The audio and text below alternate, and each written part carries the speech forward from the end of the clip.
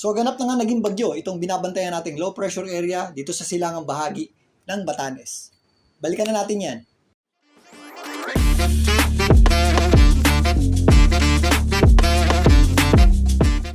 Welcome po muli sa Philippine Weather Trivia again para po sa mga bago sa channel na to. Nga po muli, si Alvin Pura, isang meteorologist at ang inyong weather tito. So narito na po ang ating pang-9 na bagyo ngayong taon at ang ating pang-5 bagyo ngayong buwan ng September. Kaninang alas 2 ng hapon, in-upgrade na ng Pag-asa itong low pressure area sa silangang bahagi ng Batanes into a tropical depression o ganap na nga itong naging bagyo. Ito po ay nabigyan ng local name na Igme. Ito pong bagyong Igme ay nasa tropical depression category nga na may lakas na hangin na umaabot sa 55 km per hour malapit sa kanyang gitna at kung minsan may mga pagbugso pang umaabot sa 70 km per hour. Ito po ay patuloy na kumikilos pahilagang kanluran patungo dito sa ating boundary line sa bilis na 15 km per hour. Kung mapapansin nyo dito sa ating satellite image, exposed yung kanyang low level circulation o nakikita yung kanyang center o gitna. Yung bulto ng mga kaulapan nito at mga pagulan ay nandito sa ibabang bahagi nito o nasa southern portion nito dahil po yan sa inflow ng ating habagat o southwest monsoon. Ito rin po in general area na kung saan umaabot yung kaulapan ng bagyong Igme sa ating bansa.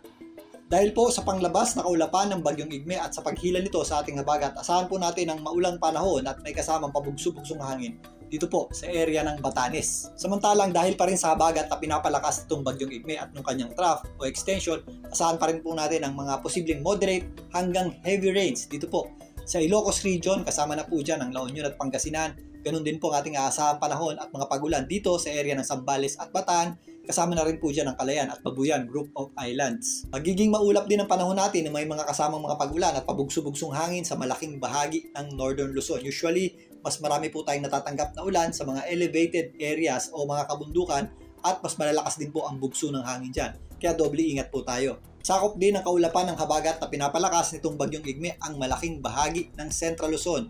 Kasama na po dyan ang Metro Manila. So posible po yung ating mga scattered o kalat-kalat na pagulan at kung minsan meron din tayong mga nararanasang thunderstorms. Ganun din po ang ating aasahang panahon sa natitirang bahagi ng Luzon. Kasama po dyan ang Calabarzon, Bicol Region at malaking bahagi ng Mimaropa. Samantalang bawas naman na yung ating mga pagulan dito po sa malaking bahagi ng Visayas pero posible pa rin po yung mga scattered o kalat-kalat na pagulan natin dito po sa malaking bahagi ng Eastern Visayas. Pagamat nabawasan, magiging maulap pa rin yung ating panahon at medyo mataas pa rin yung ating tsansa ng pagulan dito po sa Western Visayas, particularly dyan po sa mga isla ng Panay.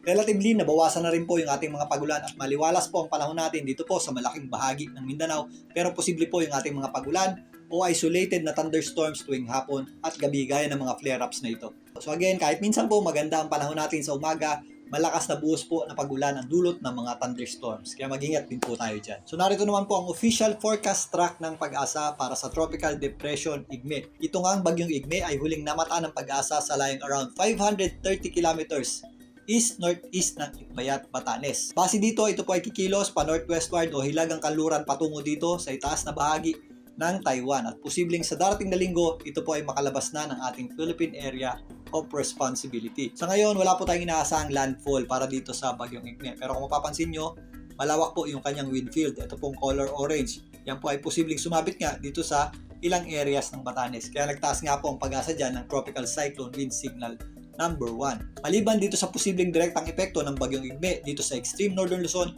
patuloy po itong nagpapalakas o humihila ng habagat o southwest monsoon na siya naman pong nagdadala ng pagulan sa malaking bahagi ng ating bansa, particularly dito sa mainland Luzon, lalong-lalo na po sa western section nito.